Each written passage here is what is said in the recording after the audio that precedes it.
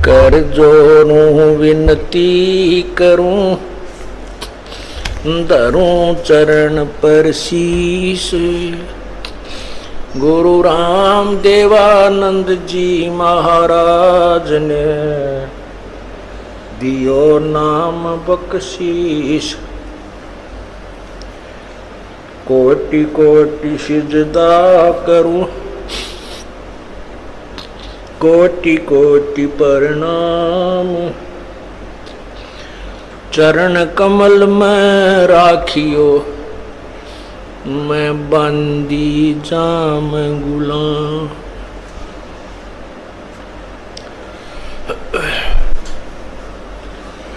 अवगुण किए तो बहुत किए, करत न मनी आरे। बावे बंदा बख्श दियो, बावे गर्दन उतार। अवगुण मेरे बाप जी, बख्शो गरीब नवाज। जो मैं पूत कपूत हूँ, बोहर पिता को लाज। मैं अपराधी जन्म का, नक्सक बड़े विकार।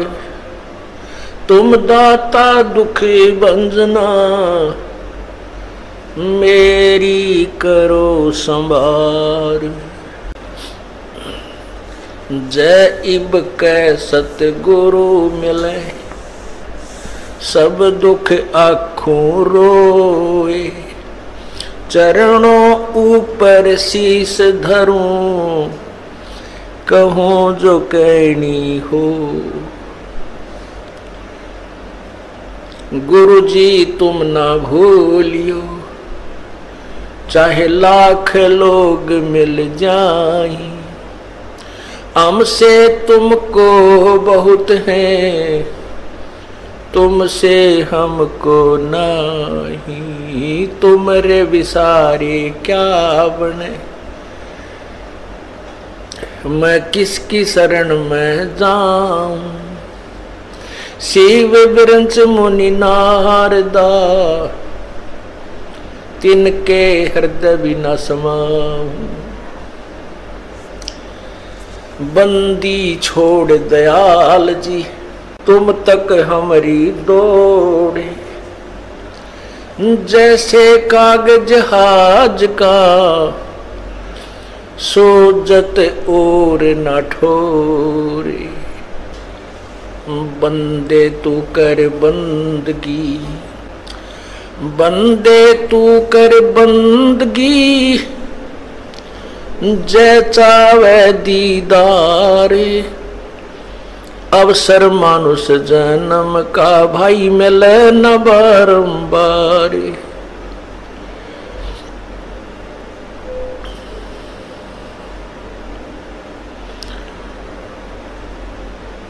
मानुष जन्म पाके, जो नहीं रटे हरि नाम। भाई जैसे कुआ जल बिना फिर, वो बनवाया क्या काम। लूट सको तो लूटियो, राम नाम की लूटी। पीछे फिर पछताओगे, हे प्राण जाएंगे छूटे। कबीर ये माया अटपटी, सब घट आने अड़ी। किस किस को समझाऊं, या कुएं भांग पड़ी।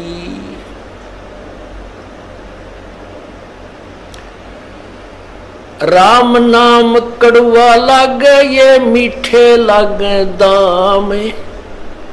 दुविधा में दोनों गए, भाई माया मिली ना राम। पुण्यात्माओं, इस कालबली ने हमारे साथ पग पग पर धोखा किया है। और ये कालबली का एजेंट ये मन है। ये मन इस प्राणी को अच्छे काम की तरफ नहीं लगने देता, और जो इसके भविष्य में यानी आत्म कल्याण का जो मार्ग है उसमें तो ये विशेषकर ही नहीं लगने देता। जिस कारण से इसका स्वार्थ है कि ये जो भी भक्त है, मनुष्य ये प्राणी हैं, जब इनको मनुष्य शरीर प्राप्त होता है ये पूर्ण परमात्मा से परिचित ना हो जाएं और उसके ज्ञान को ये समझ ना लें, जिस कारण से ये तेरे जाल से निकल जाएंगे और तेरा ये संसार उजड़ जाएगा। क्योंकि काल भगवान को 1,00,000 मानव शरीरधारी प्राणियों के सूक्ष्म शरीर में पूरे जीवन में जो वासना वो इकट्ठी करते हैं उसको तपतशिला पर भून कर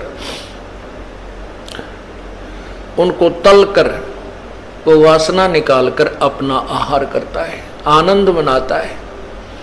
या किसी का बेटा मरता है, किसी की बेटी मरती है, किसी के माता पिता मर जाते हैं, किसी के रिश्तेदारों की मृत्यु होती है और वो आनंद मनाता है। इसलिए ये काल भगवान इस जीव को अच्छे रास्ते पर नहीं लगने देता। अब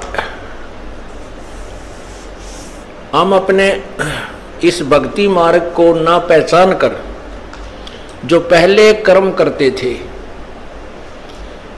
भले ही हम बहुत अच्छे काम भी करने की चेष्टा करते थे, भाई किसी की आत्मा ना दुखावें, ऐसी भी पुण्यात्मा बहुत है जो बीड़ी शराब मांस तंबाकू को नहीं छूती और ना उनकी नीयत किसी का बुरा करने की है। ऐसी भी कोई पिछले संस्कार ही उन पुण्यात्माओं के हैं, लेकिन फिर भी भगवान की तरफ आस्था नहीं है, परमात्मा की तरफ रुचि नहीं है। स्वाभाविक जैसे कोई 6 महीने में 1 वर्ष में कोई अपना जैसे परंपरागत पूजा है, वहाँ घर का एक सदस्य जाकर सारे का काम सबकी मन्नत मांग आता है और उसी को हम भक्ति मानते हैं, उसी से हम अपना आध्यात्मिक कर्म पूरा मान लेते हैं।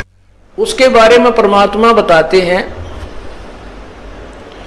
जिन हर जैसा सोमरिया ताको तैसा लाभ, भाई ओसा प्यास न भागे ही जब तक धसे न आब। जो ये यथार्थ भक्ति मार्ग को ना समझकर साधना हम किया करते थे, लोक वेद के आधार पर जो साधना करते थे, वो पूजाएं तो ऐसी थी जैसे ओस चाट रहे हों। ओस के चाटने से प्यास नहीं बुझती, प्यास बुझेगी गट गट 2 गिलास ठंडे पानी के पिए जाएंगे। इसका उदाहरण ये है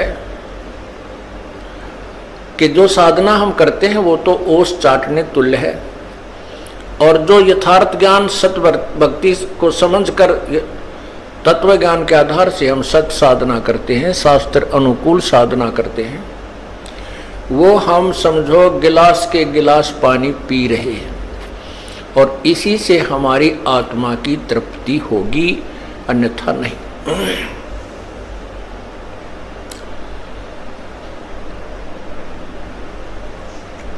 परमात्मा बताते हैं तत्व ज्ञान के अभाव से मानव समाज परमात्मा से दूर होता जा रहा है और विकारों के बहुत निकट पहुंच चुका है, और पूरे मानव समाज में, पूरे विश्व में आग लगी हुई है।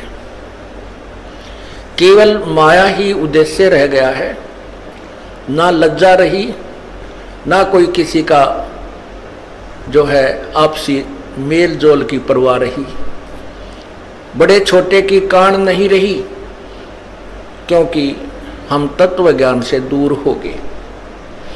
भाई बहन का प्यार नहीं, केवल माया ही प्रथम दिखाई देती है। रिश्तेदारी भी स्वार्थ से ही है। तो परमात्मा ये समझाना चाहते हैं कि ये माया बड़ी अटपटी, सब घट आन अड़ी, और किस किस ने समझाऊं, या तो कुआं भांग पड़ी। अब जैसे किसी ने कुएं के अंदर और 1 क्विंटल भांग घेर दियो, अब उस पानी को जो भी ग्रहण कर रहा है उससे का नशा हो जाता है। और नशे वाला व्यक्ति कैसे बोलता है, कैसे चलता है, उसकी क्या प्रक्रिया होती है, तो वो सभी नशेड़ियों की एक जैसी होती है। यही परमात्मा हमें समझाना चाहते हैं। अब हम किसी से कहते हैं, आप भी कहते हो कि परमात्मा के चरणों में चलो, भगवान का नाम लो, परमात्मा के निकट पहुंचो, भक्ति करो, ये मनुष्य जीवन बर्बाद हो जाएगा।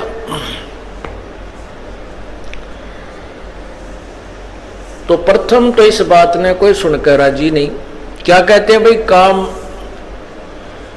काम भी तो करना है, सत्संग में जाए तो के पार पड़े है, के पूरा पट्टे है। यानी कोई ना कोई बहाना ऐसा अड़ा कर बैठ जाते हैं कि वो कहने वाला चुप ही, समझाने वाले को चुप ही होना पड़ता है कि भाई यो नहीं मानना, कति ढीठ हो रहा है। तो उसके बारे में परमात्मा बताते हैं। फिर इसकी विरानमाटी शुरू होती है इस प्राणी की। जब तक पिछले जन्म के पुण्य आपके साथ है, अर्थात आपकी बैटरी चार्जड है और वर्तमान में चार्जिंग पर नहीं लगाई है, तो जब तक पूर्व जन्म की चार्ज, उसमें जितनी चार्जिंग हो रही है वो उतने समय तक तो पूरा काम करेगी। और जब वो डिस्चार्ज हो जाएगी, आगे चार्जर है नहीं, तो वो एक कदम बंद हो जाएगी। ना कोई पंखा चलेगा, इन्वर्टर की जो बैटरी चार्ज की जाती है, तो जब तक वो चार्जड है तब तक तो पंखा भी चल रहा है, बल्ब भी जग रहा है, कूलर भी घुमा रही है। और भविष्य में वो चार्ज नहीं की गई तो एक कदम बंद हो जाएगी, ना पंखा चलेगा और ना कोई उजाला रहेगा। परमात्मा क्या बताते हैं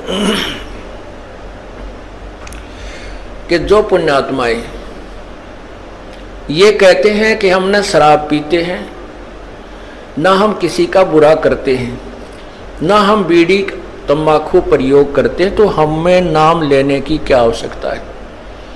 हमने तो नाम ले ही रखा है, हम तो भगवान के वैसे ही निकट हैं। पुण्यात्माओं, यही ज्ञान सत्संग में समझाया जाता है जो हमें नहीं है। जो हमें ज्ञान नहीं है वो परमात्मा की वाणी से ही तुलना की जाती है, और परमात्मा की वाणी को हमें अंतिम मानना होगा, क्योंकि उसके वचन में कमी नहीं है।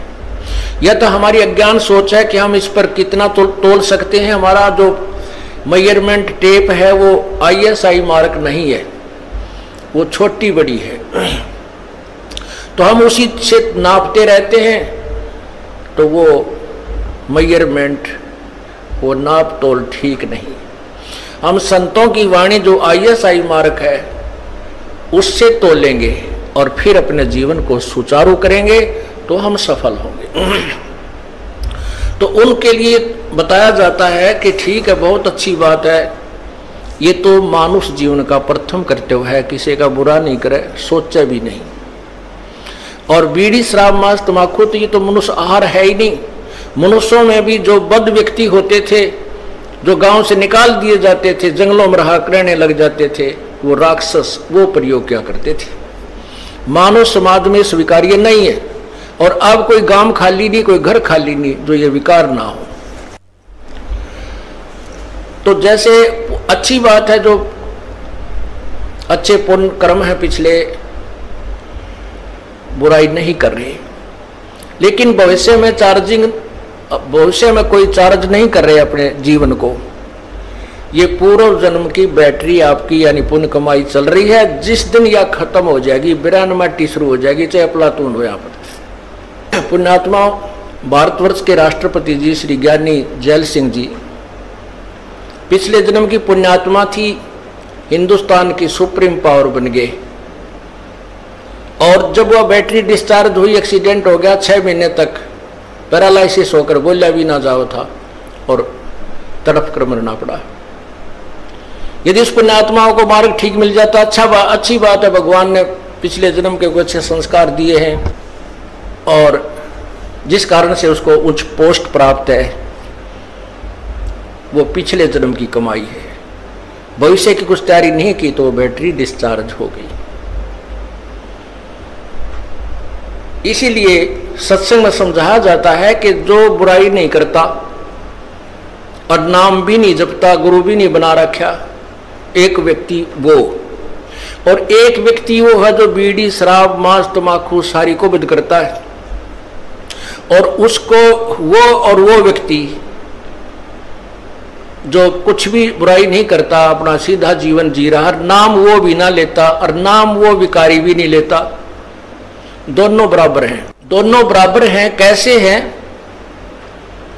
कि जैसे एक खेत 1 एकड़ जमीन खूब बांस मार के छोड़ रखी है, उसमें कोई घास नहीं, कोई अड़ंगा नहीं, कोई डले नहीं, और उसके दूसरे किले में घास फूस खूब उगा पड़ा है, झाड़ जंखार झाड़ी भी जाम रही है, अर्थात बंजर पड़ा है। और उस जो समार रखा वो किला, उसमें भी कुछ नहीं बीज रखा, उसमें बीज नहीं बो रखा, तो वो उसी के बराबर है। दोनों यूजलेस हैं, व्यर्थ हैं।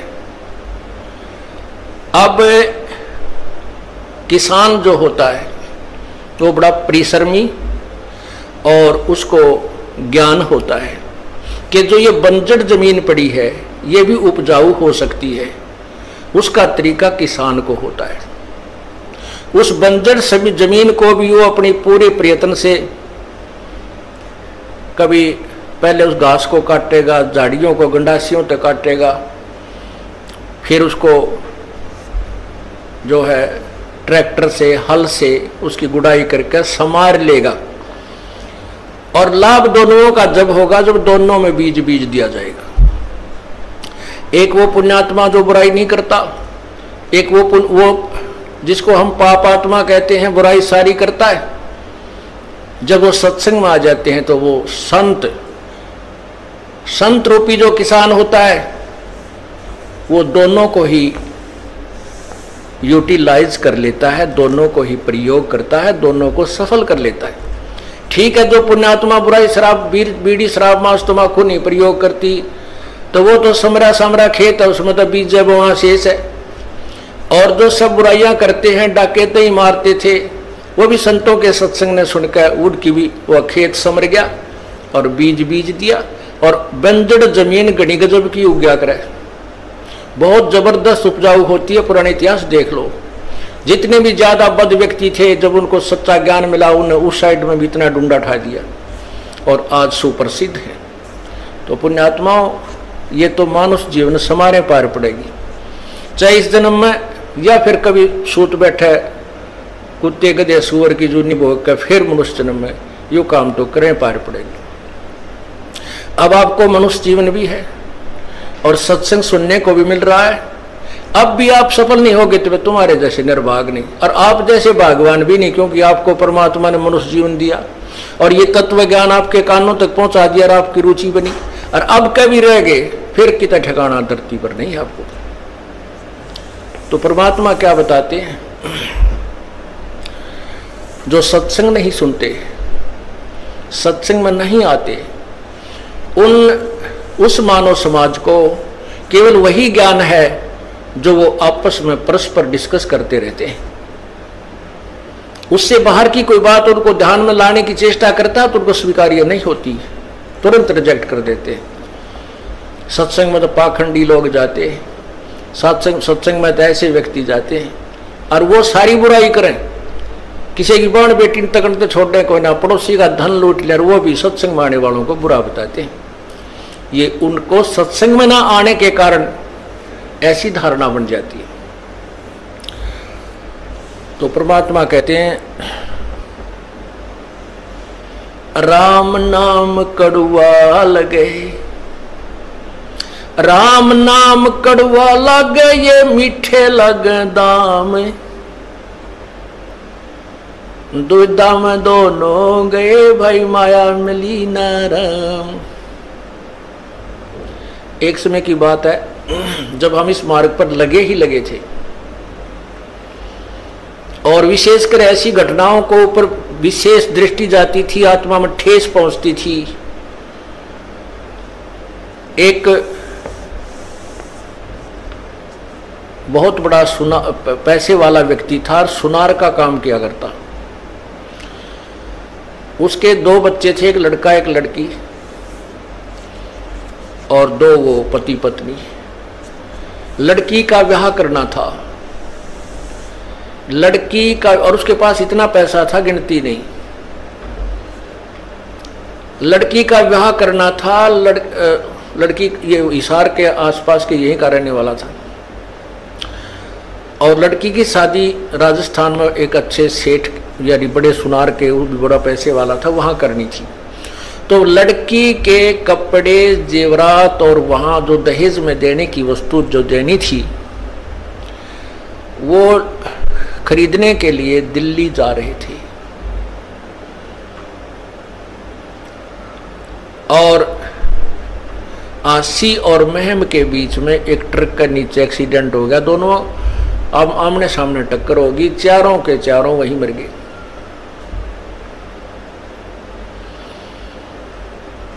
तो परमात्मा ये याद दिलाते हैं, इस झूठे सुख को सुख कहे नर मान रहा मन मोदे, ये सकल चबीना काल का भाई, कुछ मुख में कुछ गोदे। ये तो काल ने अपनी खेती वो रखी है। 1 लाख प्राणी डेली खाता है। नैना देवी में गए थे कल्याण कराने के लिए, वहां सारा कल्याण होगा, 150 आदमी मर गए। और भी बहुत जगह ऐसे धार्मिक स्थलों पर ऐसा अनर्थ होता है, लेकिन वहां जाने से फिर भी लोग पीछे नहीं हटते, क्योंकि इनको चाह है परमात्मा की। और वो रास्ता ठीक नहीं है, वो मार्ग ठीक नहीं है। जैसे आपको तीर्थ के विषय में बताया, ये ऐसे ऐसे घटना जहां घटी है उनको तीर्थ कहते हैं, वहां जाने से कल्याण मानते हैं। अब उस भक्त को जो एक्सीडेंट में परिवार नष्ट हो गया, और उस पैसे नहीं कौन प्रयोग करेगा? रिश्तेदारों के जूत बाजेंगे, पड़ोसी लड़के मरेंगे, उसके भाईचारा लड़का मरेगा, वो उन औरों को और दुख देगा। राम नाम रटा नहीं, परमात्मा की तरफ रुचि बनी नहीं, माया जोड़ने में सारा जीवन खो दिया, और वो माया साथ गई नहीं। और जो पैसे कमाने में, वो धन कमाने में जो पाप किए थे, वो भगत के साथ गए, वो उसके साथ गए। गधा बनेगा, कुत्ता बनेगा, सुअर बनेगा, बिरान माटी होगी, वो अभी शेष रहते। तो पुण्यात्माओं, ये दिखाई जब देता है जब इस ज्ञान रूपी आंखें बन जाती है, और इस सत्संग के अंदर ये मोतियाबिंद का ऑपरेशन किया जाता है। वैसे तो ये लोग बहुत शाणे नजर आते हैं, बुद्धिमान नजर आते हैं, बोलने भी ना देते हमारे भक्तों को, लेकिन उनको वो कति ज्ञानहीन है, भक्ति का मार्ग उनको नहीं है। और जिनको आत्म कल्याण का ज्ञान नहीं है, तो किसे विद्वान हो, कितने विद्वान हो, चाहे वो डबल MA के ट्रिपल MA कर रखी हो, वो तो इस जीवन में 2 रोटी का धंधा है बस, आगे कुछ नहीं इससे। और उस 2 रोटी के धंधे के लिए 16 साल तक लगातार बच्चे को हम फ्री छोड़ देते, तू पढ़ ले बेटा, बेटी पढ़ ले। और राम नाम के लिए हमारे पास 2 घंटे मुश्किल से मिलते हैं, और परमात्मा इतने दयालु हैं, ये फिर भी आपके बच्चे का कल्याण करने की चेष्टा करते हैं। यदि हम इस मार्ग को ढंग से समझेंगे तो ऐसा ही करना पड़ेगा, हमारे को समय भी लगाना पड़ेगा, 2 पैसे पुण्य भी करना पड़ेगा। अब क्या कहते हैं अनजान लोग कि भाई तुम तो तीसरे दिन सत्संग में जाते, ये कि घर बसण के काम है, तुम तो नाश करण पर लाग रहे हो। अरे ये वो व्यक्ति कहते हैं जिनने ज्ञान कति नहीं, और जिनको ज्ञान हो गया वो के मानने उनकी बावड़े, वो उनने बावड़े लागे। एक कोई दिल्ली का रहने वाला व्यक्ति था, लड़का, उसकी पोस्टिंग होगी रूरल एरिया में, देहाती क्षेत्र में। और वो पहले दिन जब उस गांव में जा रहा था जहां उसकी ड्यूटी थी, रास्ते में एक किसान गेहूं बोया था और उसने गिठड़ी खोल के गेहूं की वारख रखी 40 किलो पक्के, और उसमें तो एक थैला भर के बैलों के पीछे पीछे एक पाइप में के, और बैलों को जोत रखा हल में और पीछे पाइप बांध के उसमें के वो गेहूं मिट्टी में मिला रहा। तो वो बाबूजी आके खड़ा हो गया, अक भाई यू आदमी पागल है के सांग है इसका, यो भी इतने बढ़िया गेहूं को, ये खाने की वस्तु गेहूं देख रखे थे उसने, पर ये नहीं मालूम था इसका प्राप्त, इसको बीजने का या ये गेहूं बनते कैसे हैं, इसका प्रोसीजर क्या है। इससे वो कति अनभिज था। उसने गेहूं अपने घर में मोल लाए हुए देख रखे थे कि ये बहुत अच्छी ये रोटी बनती है, गेहूं की रोटी।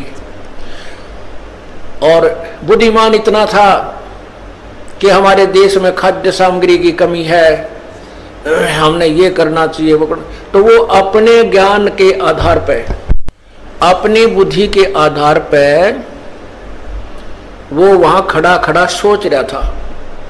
अब वो किसान ने गेहूं बोता हुआ जा रहा है, वो थैला खत्म हो गया, दूसरा फिर भर लिया और फिर शुरू हो गया बोना।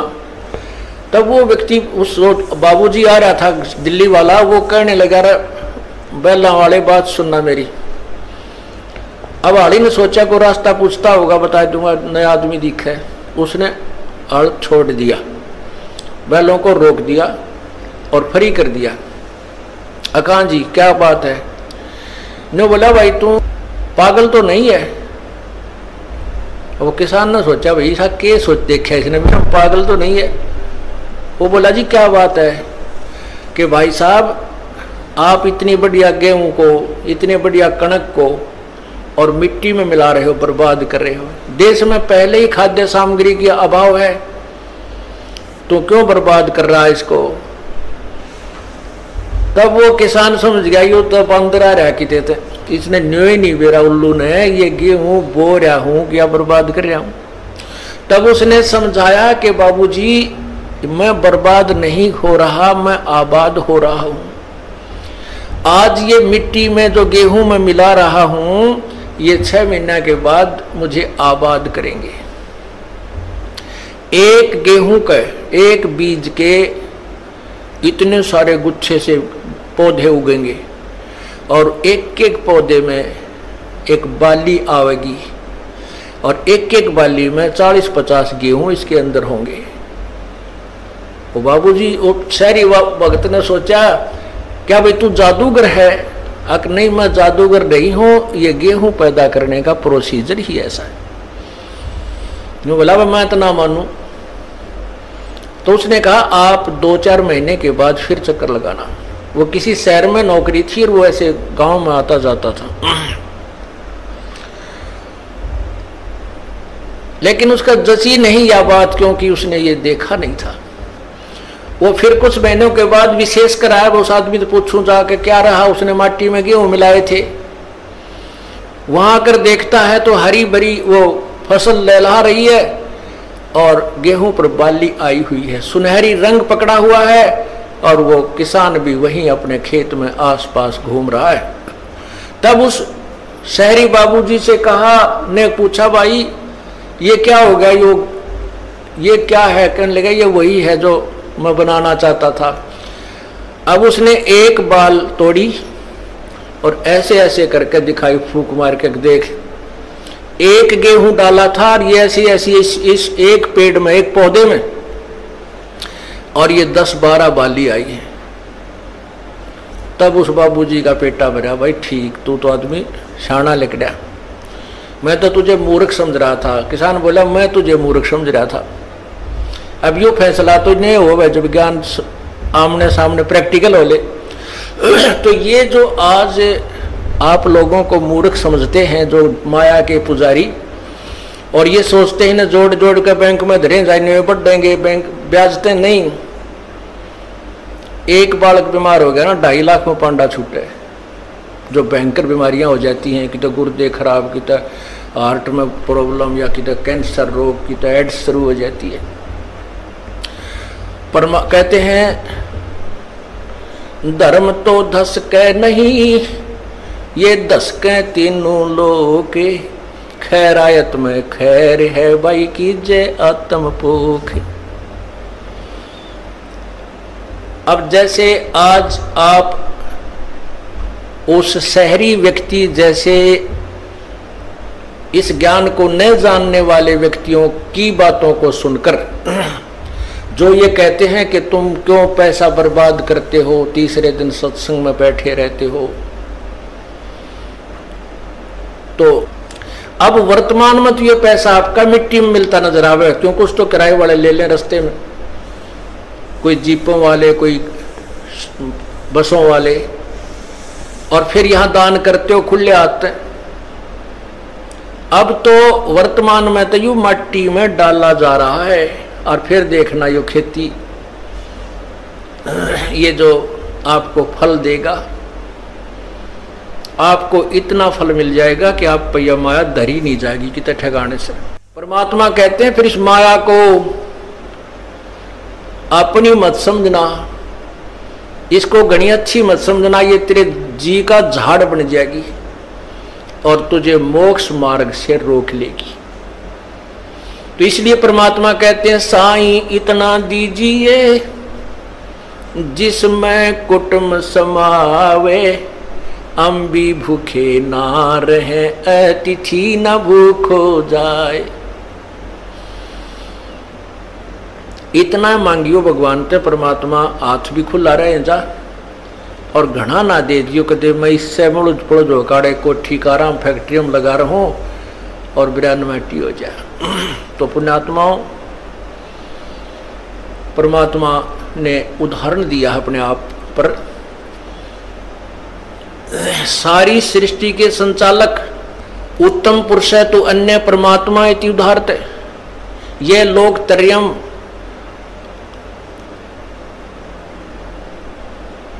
जो तीनों लोकों में प्रवेश करके अविश्य विभर्ति अव्यय ईश्वर, जो तीनों लोकों में प्रवेश कर सबका धारण पोषण करता है, वो परमात्मा है।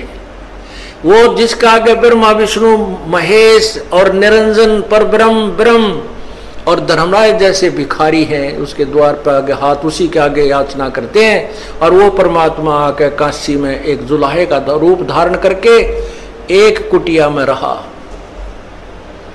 क्या बताना चाहते थे भाई? टोटे में भक्ति करे सोए सही सपूत, ये मायाधारी मस्करे है न जाने कितने जालिए ऊत। मायाधारी मस्करे कौन थे? ऐसे ऐसे दान किए, ऐसे ऐसी यज्ञ की, और बहुत ज्यादा पूरी पृथ्वी पर भी शासन किया, जिन्होंने भक्ति नहीं की। और भक्ति भी करते हैं, दान करते हैं, ड्रामाबाजी सी करते हैं, कहते हैं इसे मायाधारी मस्करे तकरा कितने जालिए ऊत। ऊत का अर्थ है जैसे रावण के विषय में, रावण को के बारे में क्या बताते हैं कि क्या मांगो कुछ थिर न रहाई, देखत नैन चला जग जाई, 1 लाख पूत 1.25 लाख नाती, उस रावण के दीवान बाती है। रावण जैसे कहते ये ऊत गए, ऊत माने उसका बीज नष्ट हो गया, और माया इतनी थी सोने के मकान बना कर रहा करता।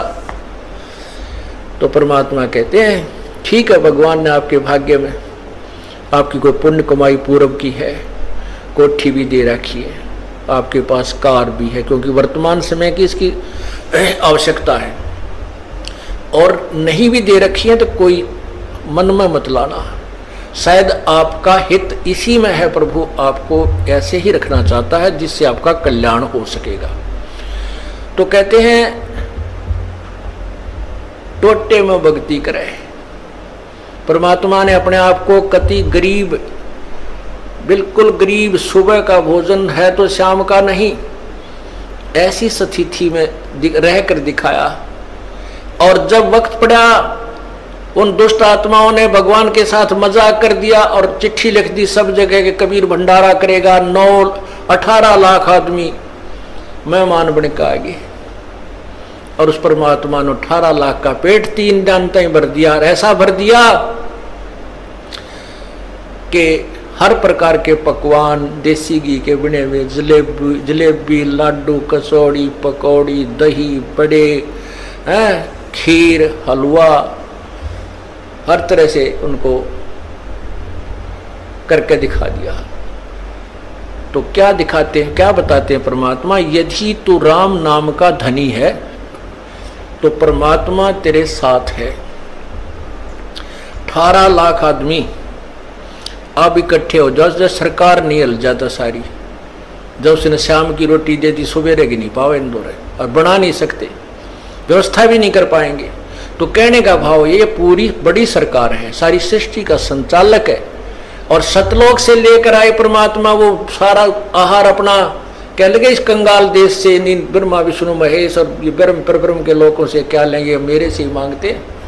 सतलोक से लेकर आए थे, 9 लाख बैलों के ऊपर सामान भर कर दिखाया, लाए और फिर वहां तंबू ला दिए सबका। 3 दिन तक 18 लाख आदमियों के ओए होए बल्ले बल्ले कर दिए परमात्मा ने। कहने का भाव ये है पुण्यात्माओं के टोटे में भक्ति करे, परमात्मा से उल्टा ना हटा। चाहे कितना ही आप सोचते हो कि नुकसान है, पैसा नहीं बन रहा है, आप राम नाम का धन घना जोड़ रहे हो, और राम नाम का धन है तो आपके साथ भगवान है, भगवान है तो फिर आपके पास कमी क्या है? परमात्मा कहते हैं कबीरा सब जग निर्धना, धनवंता ना कोई, धनवंता सो जानियो जिस पे राम नाम धन होवे। अब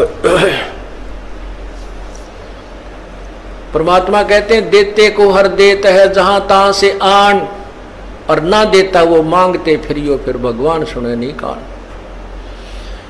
आज आप देखते हो एक ही घर में 4 भाई हैं, एक तो IAS ऑफिसर बना हुआ है, एक भाई अध्यापक है, और एक भाई बॉडी बूझ कति नोरा है सारा दिन, और एक ही माता पिता के, और एक खेती कर रहा है। एक ही माता पिता से चारों का जन्म है, और एक सी परवरिश माता पिता ने दी, एक जैसे स्कूल में पढ़ाने की चेष्टा की, लेकिन भाग न्यारे न्यारे भटके। वो भाग कब बनाए थे उन्होंने? वो कभी पूर्व जन्म में बनाए थे। पूर्व जन्म में वो भक्ति साधना की हुई उनके साथ आज है, और वही मिलेगा। लेकिन जब पूर्ण परमात्मा की शरण में हम आ जाएंगे तो उनसे अलग भी मिलेगा जो हमें आवश्यक होगा। इतना अधिक नहीं देंगे जिससे आप उस माया का माया डूब कर मर जाओ। इस माया से तो परमात्मा हमें दूर रखना चाहते हैं, और इतना अवश्य देना चाहते हैं, इतना अवश्य देना चाहते हैं कि बच्चे का दिल ना टूट जाए, ये भक्ति करता रहे। तो क्या बताते हैं? देते को हर देत है जहां तहां से आन, और नहीं दिया जिसने वो मांगते फिरियो फिर परमात्मा सुने नहीं कहा। वो भी व्यक्ति हैं, वो भी मनुष्य हैं जो हाथ फैलाए सारा दिन फिरते हैं, दिए बाबूजी दिए बाबूजी, कागज चुकते हैं। लेकिन वो अगर राम नाम ले लें, भक्ति करें, तो वो साहूकार है भगवान के दरबार के। उनके सामने यहाँ के टाटा बिटला कुछ नहीं है जो राम नाम के धनी है, ये सत्कर मान लेना। लेकिन इस मार्ग का, इस ज्ञान का हमें पता नहीं है। माया हमने चौकस तुरंत दिखाई देती है, उसने कार ले लें, कोठी ले लें, फ्रिज लगा लें, या तो तुरंत लाभ देती है, इसलिए माया को हम ज्यादा महत्व देते हैं। और परमात्मा उन्हीं को दे रहे हैं जिनने 5 भक्ति कर रखी है, वो ले भगवान से ही रहे हैं, ये भूल जाते। यदि उन्होंने दान नहीं किया होता तो वो भी कागज चुगते फिरते, कोई फ्रिज नहीं देता, ना वो कार कोठियों में बैठ सकते थे, देखते को। लेकिन अब वो नादानी क्या कर रहे हैं, क्योंकि आगे की बैटरी नहीं लगा रहे चार्जिंग पर, वो अपना वो डिस्चार्ज वो खत्म हो जाएंगे, अंत में बर्बाद हो जाएंगी वो बैटरियां, अर्थात वो जीवन नष्ट हो जाएगा। इसलिए परमात्मा बार बार प्रार्थना करते हैं कि संत मिलन को चालियो, दिन में कई कई बारे, आसोज के में जो ये गणा करें उपकार।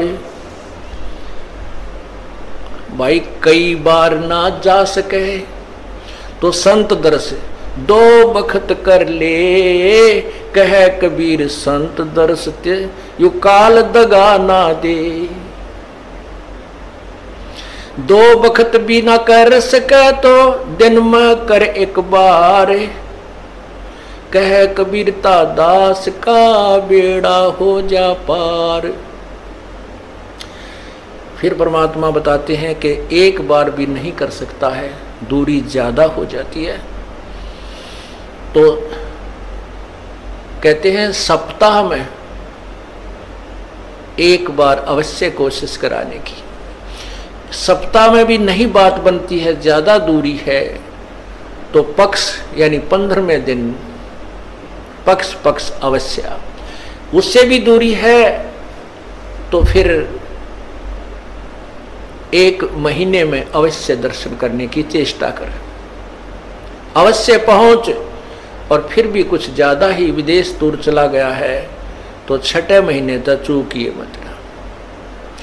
और भी ज्यादा कोई मजबूरी या दूर चला गया है तो 1 वर्ष में संत के दर्शन के लिए अवश्य आइए। और दूर रहते हुए फिर कैसी भावना रखे, लाख कोस जो गुरु बसे और शेष समुद्रा तीर, एक पलक भूले नहीं जो गुण हो शरीर। कहते हैं गुरुजी चाहे लाख कोस की दूरी पर बैठे हैं लेकिन दिल से दूर नहीं होने चाहिए। तो 1 साल में कोस अवश्य पहुंचना चाहिए। अब यहां भक्तों के शंका आती है कि गुरुजी अब 1.25 वर्ष तक अज्ञात रहे, दर्शन नहीं हो सके, तो क्या हमारे ऊपर क्या हमारा जो नाम तो फिर खंड नहीं हो गया है? ऐसा कुछ नहीं है, ये लीला परमात्मा की है। जैसे कोई एक्सीडेंट हो जाता है और भाई उसमें टांग टूट जा, प्लास्टर बांधे रहना पड़ता है और चारपाई पे लेटा पड़ा रहना होता है। लेकिन जब ठीक हो जाए, जब थोड़ा ही पड़ा रहना है, फिर तो काम करे, घूमे, फिर अपने सारे कार्य सुचारू करे। तो ये कोई लीला है परमात्मा की, इनमें ऐसा कोई दोष नहीं आता। क्योंकि आप तो रो रहे थे, आप गुरु जी से दूर नहीं थे, आपकी आत्मा तड़फ रही थी। और उन नादान लोगों ने स्वयं भी पाप कमा लिया, जिन्हें हमारा विरोध करके ये ऐसा झूठा केस बनाकर परमात्मा के कुत्तों को सजा उन्होंने हमारे को प्रताड़नाएं दी है, जेल में डाला। अब मुझे इस बात का डर है कि उन गेला के बनेगी। इतनी आत्मा रुआ रखी है उन्होंने, उनकी हाय पाड़ का दर देगी, उनके मनमान कई पीढ़ियों तक का नाश कर देगी। हम किसी को दुर्शीष नहीं दे रहे, लेकिन उनके किए हुए कर्मों का प्रतिफल बता रहे हैं। ऐसी बिरान माटी होंगी उन लोगों की, कुत्ते बनेंगे, कीड़े पड़ेंगे, खाज लगा करेगी, टांग टूटेंगी। ये मुख्य दोषी वो लोग हैं जो स्वार्थवश जनता को गुमराह करके और संतों का विरोध कराते हैं। लेकिन दोष उनको भी लगेगा जिन्होंने पाखंडियों की बात बिना देखे सुने मान ली। तो पुण्यात्मा उसमें दोष नहीं था, आपकी तो अधिक कर्म बने हैं, आप हृदय से रोए हो। जैसे धर्मदास जी को परमात्मा ने 6 महीने तक तड़पाया था, उसके अंदर की कसक देखने के लिए और बनाने के लिए। और फिर जब वो परमात्मा मिले तो और अधिक प्रेम से, और प्रेम और बढ़ा हुआ था। तो पुण्यात्मा यही समक्ष प्रत्यक्ष प्रमाण है कि कोई भी बच्चा परमात्मा से दूर नहीं हुआ, आपकी दूनी कसक पड़ी है। तो वही आपने ये ज्ञान समझ लिया कि जैसे बंदी छोड़ दयाल जी तुम लग हमरी दौड़, और जैसे काग जहाज का सूझे और निठर। आप इतना ज्ञान युक्त हो गए हो जैसे समुद्री जहाज के ऊपर शाम के समय कौवा इस दृष्टिकोण से बैठ जाता था जो 4 बजे से जहाज प्रस्थान होता बंदरगाह से, कि ये खाना खाएंगे और वहां टुकड़े खाऊंगा। तो पूरा बाजार सा लगा हुआ होता है समुद्री जहाज में, सारी व्यवस्था होती है, होटल भी होते हैं, वहाँ कैंटीन भी बनी होती है, सब तरह की दुकानें होती हैं, एक शहर सा होता है। पुराने समय की बात है जब ये इंस्ट्रूमेंट नहीं थे जो वर्तमान में हैं, जो बहुत सेंसिटिव इंस्ट्रूमेंट नहीं थे, उसमें एक वो रखा करते थे दिशा सूचक, और वो दिशा सूचक को भी कोई ऐसी जो चुंबकीय चट्टान होती थी वो डिस्टर्ब कर देती थी, उसकी दिशा को बदल दिया करती थी। तो जब वो उस दिशा सूचक को चेक करने के लिए ये ठीक काम कर रहा है या नहीं, हम अपनी सही दिशा में जा रहे हैं या नहीं, उसके लिए वो क्या तरीका अपनाते थे उसकी जांच का, कि जो कौवे ऊपर बैठे होते थे उनको डड़ा मारते थे पत्थर, उनको जहाज से विवश कर देते थे उड़ने के लिए, तो वो कौवा वहां से उड़कर चल पड़ता। और कौवे में परमात्मा ने एक विशेष ऐसी वो दे रखी है, उसके अंदर ऐसा इंस्ट्रूमेंट ला रखा है कि वो उस दिशा को नहीं भूलता जिस दिशा से वो चला था। वो ये ख्याल रखता है कि मान ले ये मुझे यहाँ से धक्के मारेंगे तो मैं फिर उस दिशा में अपने घर की तरफ चल पड़ूंगा। वो आंखें रात्रि में भी उसी चिंता में उस दिशा को भूलता नहीं। और रात्रि के समय वो जहाज निकल जाता 200 किलोमीटर, और वहां जब वो 200 किलोमीटर जहाज चला जाता तो वहां जल ही जल नजर आता था, कोई आसपास कोई शहर या किनारा दिखाई नहीं देता।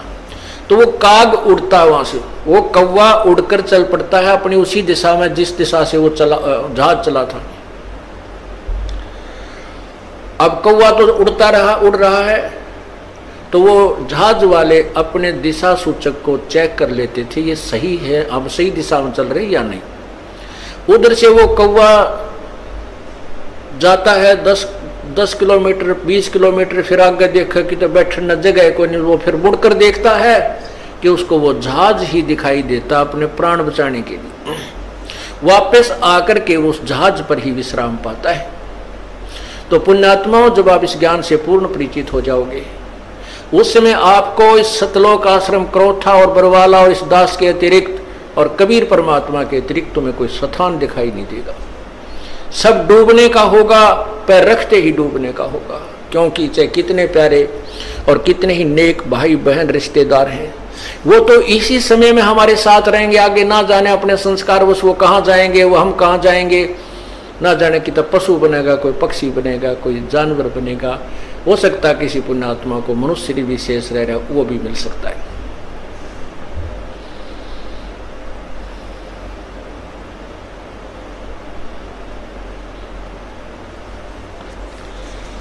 इसलिए हमने परमात्मा की भक्ति करनी चाहिए। और ऐसे आपके अंदर जो तरफ बनी है, अब आपको वो वही कौवे वाला ज्ञान हो गया। आपको परमात्मा कबीर जी के अतिरिक्त इस संसार में ब्रह्मांड में आपको भगवान दिखाई नहीं देगा, जो हमें सुख दे सके, जो हमें आश्रय दे सके। और जब ये ज्ञान हो जाएगा तब भी हम डूबने तो बचेंगे ना। तो काग को ज्ञान नहीं होता, करा कि तो बैठ जाता समुद्र पर, डूब जाता नहीं, थोड़ी देर में थक के गिर जाता, फिर वैसे डूबना था।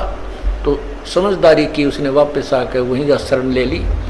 तो अब ये भी हुआ है कि जिनको हमने धमका दिया था, खुरका दिया था, वो बार बार गलती करते थे, वो आया ना करते, नाम भी छोड़ दिया था, अब वो भी उल्टे आ गए। या और कमाल करी परमात्मा ने। और नए भक्तों का तो कमाल हो गया। 3 महीने दास को जेल से आए हुए हैं, लगभग 4000 व्यक्ति परमात्मा के चरणों में नए आ चुके हैं। तो इससे सिद्ध होता है कि सांच को आंच नहीं होती, परमात्मा कहते हैं जय कंचन बिष्टा पड़े।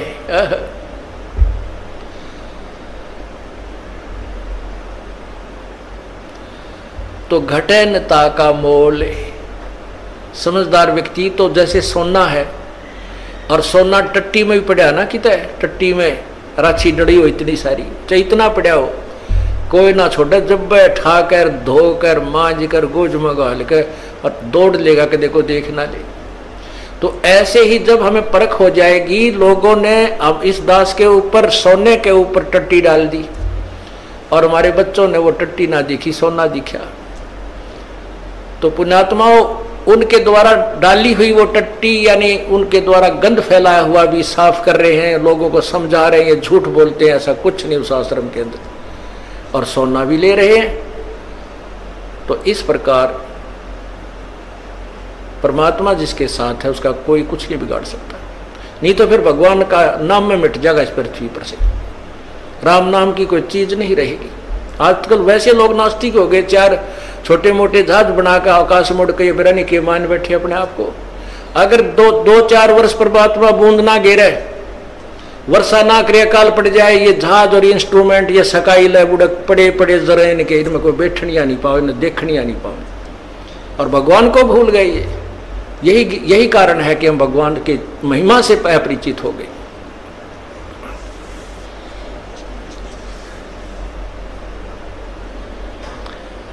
अब प्रसंग चला था सतगुरु के दरबार में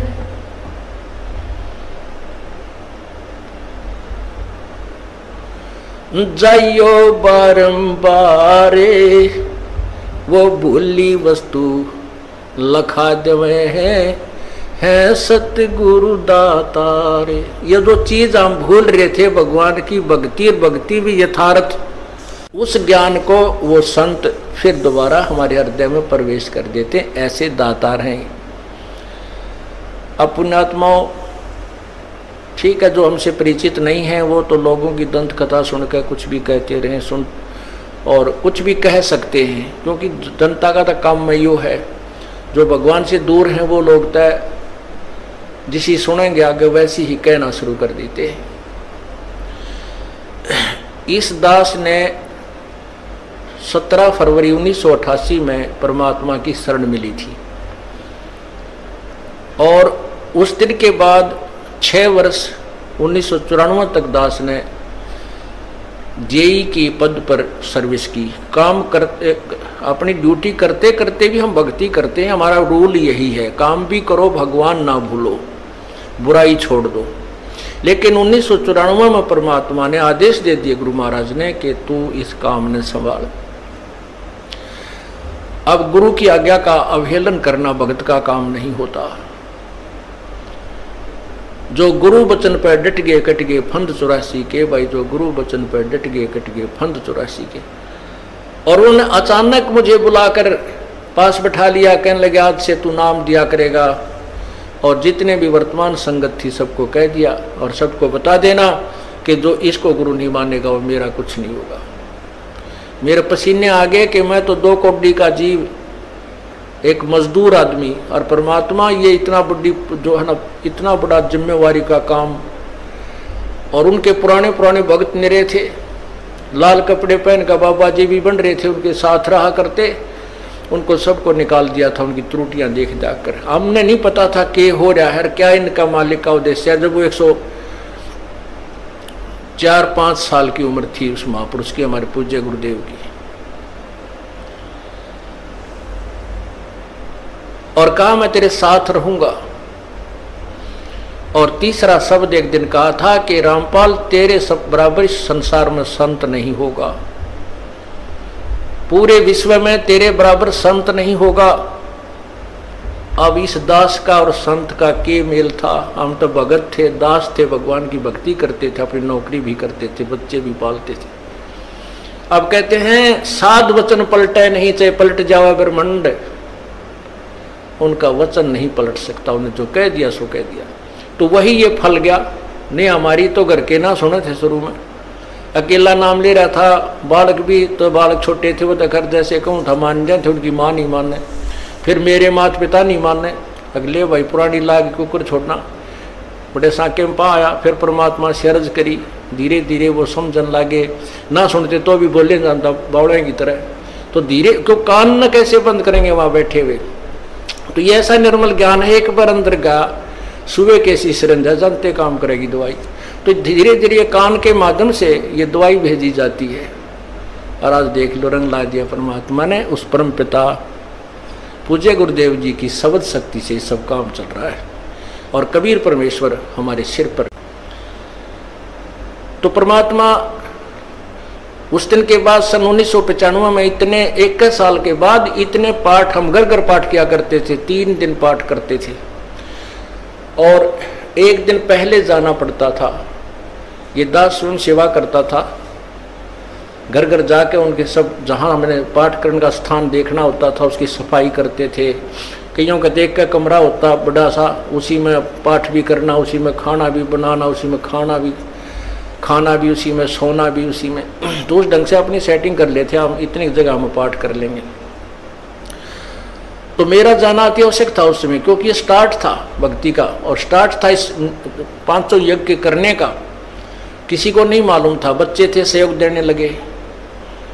और धीरे धीरे फिर वो क्या हुआ कि इतने पाठ हो गए कि मुझे नौकरी, पहले तो क्या करता था, शुक्रवार को पाठ प्रारंभ किया, शुक्र शनि ड्यूटी करके सामने चले जाते, बृहस्पतिवार को, शुक्रवार को रात में तैयारी करते, शुक्रवार को शनिवार को अब पाठ प्रारंभ करके अपनी नौकरी पर चला जाता, फिर शाम ना आ लेता, शनिवार इतवार की छुट्टी हो जाती, काम चल रहा था।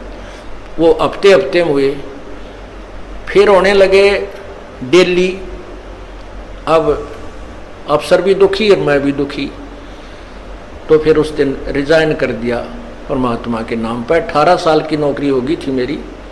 हालांकि कुछ और भी हमारे साथी कह रहे थे भाई अभी 2 साल और डट जाओ आपकी पेंशन बन जाएगी। वहाँ भैया पेंशन तो करा कितनी बार होगी, जो पेंशन ई बनेगी ना या कद्दे नहीं बनी थी या असंख्य जन्मों की पेंशन बन जाएगी।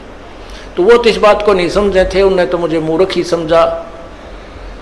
और दास की सौभाग्य था कि मुझे नौकरी या मजदूरी मिल गई भगवान की और उसकी पुण्यात्माओं को दलदल से निकालने की। कहते आत्म प्राण उद्धार ही ऐसा धर्म नहीं और, धर्म तो और भी है, दान करते हैं, भूखों को भोजन देते हैं, असहाय की सहाय करते हैं, लेकिन जो आत्म प्राण उद्धारी ऐसा धर्म नहीं और। धर्म तो ये भी है जो गौशाला बना रखी है, धर्म वो भी है जो चिड़िया ऊपर चुग्गा डाल देते हो पशु पक्षियों को, वो भी विकलांगों के जो ऑपरेशन वगैरह कराए जा रहे हैं वो भी धर्म है, अनाथ आश्रम है वो भी धर्म है। लेकिन जो आज गऊ हैं उनकी सेवा कर रहे हैं अच्छी है, क्योंकि कोई भी प्राणी है, चाहे भैंस है, पशु है, कोई किसी प्रकार का, सबकी सेवा हमने इसी दृष्टिकोण से करनी चाहिए, क्योंकि सब में एक जैसा जीव, वो भी धर्म है। लेकिन अब तो वो आज वो गाय है, आज कोई भैंस है और जन्म होने के बाद फिर वो सूअर की जूनी में जा सकती है, उस बीमारी तो कौन छुटाएगा उसको। तो ये ज्ञान, ये भक्ति, ये आत्मा इस जीव को उद्धार करेगी। वो फिर 84 लाख योनियों में नहीं जाएगा, या तो मनुष्य शरीर होगा नहीं सतलोक चला जाएगा। तो कहते हैं आत्म प्राण उद्धारी ऐसा धर्म नहीं और।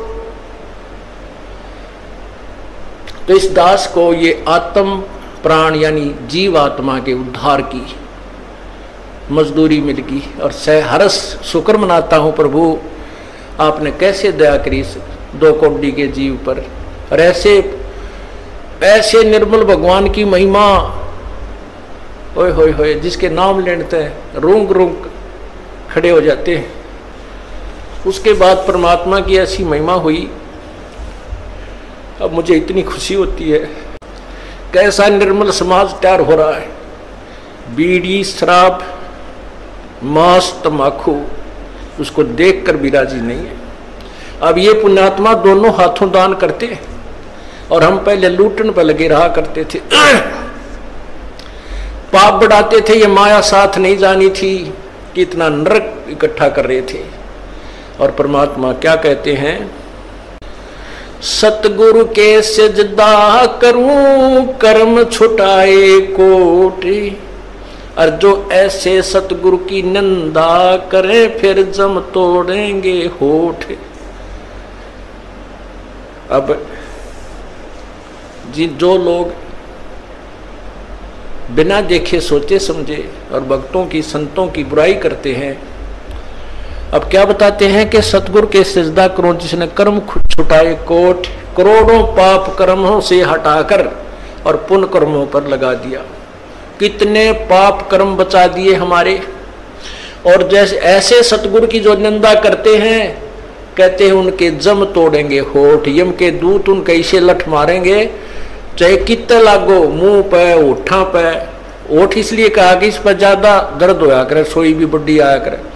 तो कहते हैं वो जम तोड़ेंगे होठ जो बकवाद किया करते थे, संतों की निंदा करते थे। नित्यानंद जी महाराज ने यहां तक कहा है, भाई तू ना मानता ना, ठीक है अपना और काम कर ले और कुछ कह सुन ले, पर संत की निंदा मत करिए, ये तेरे लिए बहुत जबरदस्त पाप बन जाएगा। लेकिन जो इस मार्ग से परिचित नहीं है, वो नादान बच्चे आग में हाथ दे देते, बिजली के तार को छू लेते। और ज्ञान होता सत्संग से, और सत्संग में ये काल नहीं आने देता। तो उस दिन के बाद परमात्मा की ऐसी रजा हुई कि बाग लाग गया भगवान का। और यही प्रार्थना करता रहा, परमात्मा तेरे बच्चे तुझे समझे पहचाने, दास को ये नौकरी दी है, इसमें सफल भी आप ही करोगे।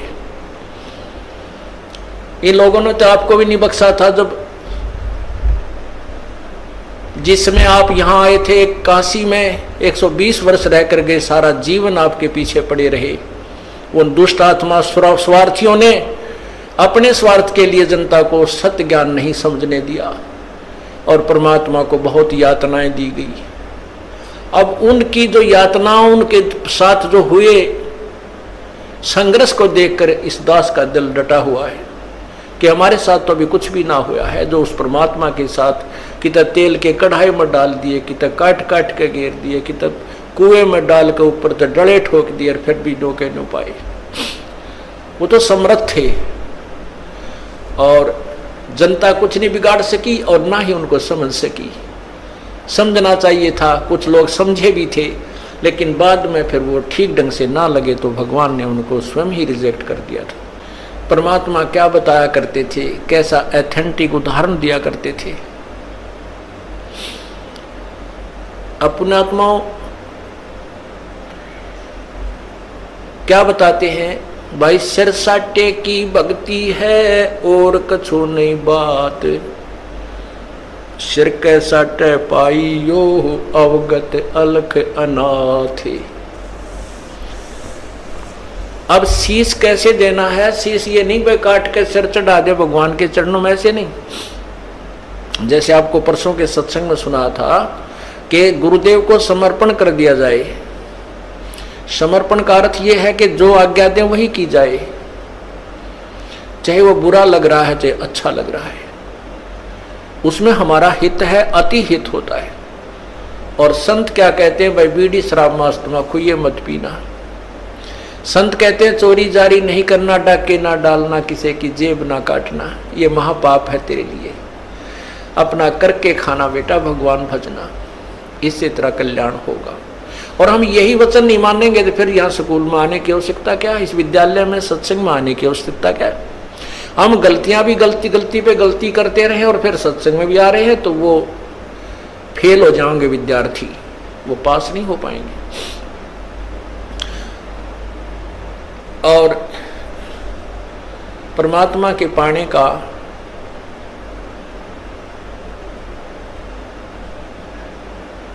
कौन सा तरीका उत्तम है। उत्तम तो अर्थ है कि जैसे आपने सुना है, कुबद कांचड़ी चढ़ी चित पे होया मनुष्य नागरे, सूझे नहीं सजन सुख सागर बिना प्रेम बैरागरे। या कुबद कांचड़ी चढ़गी चित पे तो हो रहा मनुष्य नागरे, मनुष्य के कर्म है बुरा काम नहीं करना, किसी की बाल बेटी की तरफ बुरी नजर नहीं रखा है, किसी की संपत्ति की तरफ बुरी नजर नहीं रखा है। अपने जैसा दुख सभी का माने, किसी पशु का बेमतलब लठ नहीं मार दे, हैं, किसी को नाजायज तंग बिल्कुल ही तंग नहीं करना चाहिए। तो ये मनुष्य के कर्म थे, इनको छोड़कर हम अपने स्वार्थवश ना जाने दूसरे को कितना दुखी कर देते हैं। तो वो मनुष्य नहीं रहे, हम सर्प बन गए, दूसरे को विष चढ़ा रहे हैं, कोई ओछी मंदी बाणी कहकर किसी को, किसी की चोरी करके, किसी के ठगी करके, किसी की निंदा चुगली करके, लड़ाई करवा के हम नाग हो गए। और सूझे नहीं सजन बिना प्रेम बैराग रे। वो सुख सागर यानी परमात्मा, सुख सागर माने परमात्मा जो सभी सुख देने वाला है, उसकी प्राप्ति बिना प्रेम और वैराग के नहीं हो सकती। वैराग का अर्थ ये नहीं है घर त्याग का जंगल में जा बैठना, उसके बारे में परमात्मा ने बताए थे। एक नारी त्याग दीनी 5 नारी गैल वे, पाया ना द्वारा मुक्ति का सुखदेव करी बहुशैल वे। सुखदेव ऋषि माँ के गर्भ से ही 12 वर्ष का होकर बाहर निकले थे और उसको गर्भ में इतना ज्ञान था कि मैं अब जंजाल में नहीं फंसूंगा, ना शादी करवाऊंगा, और जंगल में जाकर एकांत में माया के, माता पिता भी माया है, माता पिता भाई बहन यह भी काल की माया है, क्योंकि इस विष्णु जी के गुण मोह के अनुसार हम इनमें फंस जाते हैं। हम नहीं निकल सकते, चाहे तड़कल मर जावा पर नहीं छूट सकते इनसे, फिर ये हमारे साथ ना रहते ना हम इनके साथ रह पाते। तो इस तरह का ज्ञान तो उसको था। उसने माँ के पेट से निकलते ही अपनी और नाल को भी कंधे पर डाल ली और व्यास जी कहते हैं बेटा मुझे दर्शन दे जा, बेटा मुझे दर्शन दे जा।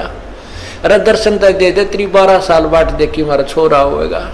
तो दूसरी तरफ मुंह किए हुए कहता है कि व्यास जी ना जाने कितनी बार तू मेरा बेटा और मैं तेरा बाप हो लिया, ना मेरा कितनी बार मैं तेरा बेटा तू मेरा बाप हो लिया। ये तो बूंदा जंजाल है, मैं ना देखूं थरे का ना कदे मेरी भी, मैं ना फंस जाऊं।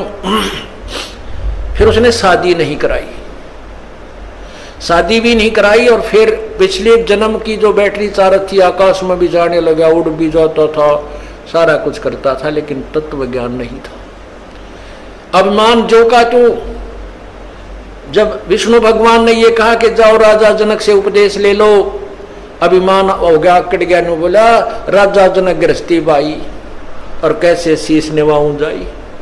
हम सुखदेव बोले ज्ञान विवेक का, अपनी तरफ से बड़ी बुद्धि से बात करी, विवेक के साथ क्या कहता है, हमने स्त्री का मुंह भी ना देखा। यानी राजा जनक को वो घटिया मान रहा था अपने से, क्योंकि वो शादीशुदा है। इसके बारे में बताते हैं 5 एक नारी त्याग दीनी 5 नारी गैल वे। ये काम क्रोध मोह लोभ अहंकार ये भी तो माया है त्रिगेला, इनको त्याग बेटा। जब तू त्यागी बनेगा, केवल एक स्त्री को छोड़कर भाग जाने से तो मोक्ष प्राप्ति नहीं कर सकता। अर्थात परिवार त्यागन मात्र से तेरा कल्याण नहीं है। परिवार में रहे, अपनी भक्ति कर, बच्चों को भी ला लाइन पे। जब पिताजी सत्संग में आता है तो बच्चे तो अपने आप आएंगे, उनका तो और दिल खुलेगा। अब कई बहन ज्यादातर ये परेशानी होती है उनके जीने कि हमारा पति नहीं मानता, बच्चे भी डर छुप कर कभी दाव लगा कर आते हैं, और पिता आ जाते कहना है कि माँ भी गेल हो जाए, तो बच्चे तो अपने आप आ ही जाते हैं, जैसे रंग हम रंगेंगे रंग जाएंगे ये। तो कहते हैं ये वैराग नहीं है, वैराग है, वैराग नाम है त्याग का 5-25 माह, ये सारे शरीर में और इसी में हम रहे, इसका नाम वैराग है। कैसे है कि एक सीप बनती है, सीप में मोती बनता है, एक कीड़ा होता है, सीप एक जीव है। जैसे ये शंख आपने देखे होंगे, ये भी एक जीव से बनता है, ये ऊपर का कवर होता है, उसका शरीर होता है। ऐसी एक सीप होती है और वो खारे समुद्र में रहती है, और खारे समुद्र को वो ग्रहण नहीं करती, उस पानी को ग्रहण नहीं करती मोती बनाने के लिए। आकाश से स्वाति नक्षत्र की बूंद गिरती है और उस समय उसका मुंह खुला हुआ होता है, तो उसके मुंह में वह एक बूंद गिर जाती है, फिर वो मुंह को बंद कर लेती है और उसी समुद्र में गोते लगा रही है। तो इसी प्रकार जो संसार भगवान से दूर है वो खारा समुद्र है, और जो सीप यानी जो भक्त आत्मा परमात्मा का नाम लेकर अपना मुंह बंद कर लेती है, संसार की नहीं सुनती, उसकी बातों को अपने अंदर नहीं जाने देती, तो वो राम नाम का मोती बनाकर परिपक्व कर लेती है। तो यहां बताते हैं कि बैराग नाम है त्याग का। नो त्याग करना, किसी की सुननी है नहीं, कोई कम में बांटा कहें जाओ भाई तुम अपने राजी हम और भक्ति करे, ये है त्याग वास्तव में। ना किसी का बुरा माने, कोई गलत कर रहा कह ले भाई तेरी इतनी सोच है, और अपने उद्देश्य से दूर ना हो, उसे वंचित ना हो। फिर क्या बताते हैं,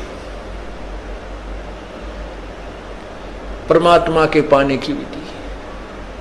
जैसे सूरज के आगे बदरा ऐसे कर्म छयारे, प्रेम की पवन करे चत मंजन जल के तेज नयारे। ओए होए, अब वही पॉइंट आ जाता है कि सूझे नहीं सजन सुख सागर बिना प्रेम बैरागरे। जब तक हमारा प्यार हमारे हृदय में रोना अपने भगवान के प्रति नहीं जागता, तब तक हमारे बीच में कोई मैल शेष है। और उस मैल को हटाने के लिए, उस मैल को कम करने के लिए ये सत्संग रूपी, ज्ञान रूपी, पांचों यज्ञ रूपी, सुमरन, ये सभी व्यवस्था उस मैल को काटने की ही दे रखी है। ये जितना कटता जाएगा उतना प्रेम, परमात्मा में प्रेम आपका बढ़ता चला जाएगा।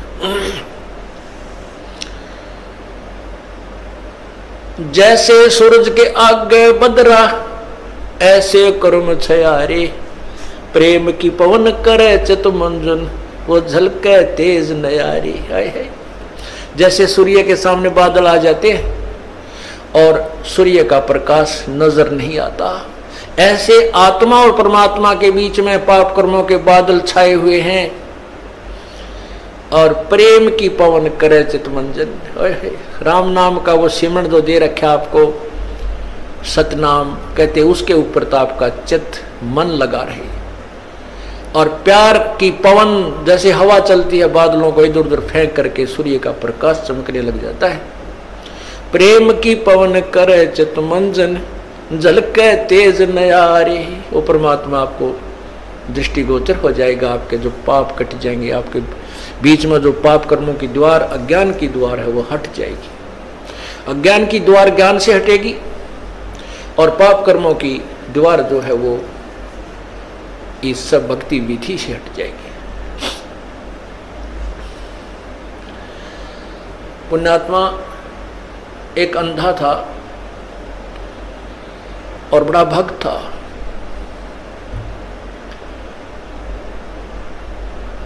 बड़ी साधना करा करता था। एक बार उसको दस्त लग गए, पेचिस लग गए, उसको लूज मोशन हो गए। और लूज मोशन इतने हो गए, उम्र भी उसकी अच्छी हो गई थी, 60-70 के आसपास। इतने लूज मोशन हो गए कि वो समझ गया ना कोई दवाई काम करे। तो उसको पता लग गया कि अब तेरा जाने का टाइम आ गया है, अब नहीं रह पाएगा। इस दृष्टिकोण से उसने सोचा यहाँ क्यों दुखी करा, कोई एक आधा व्यक्ति टूटा फूटा हुआ है, यू को कपड़े धोने में लग गया रहा है।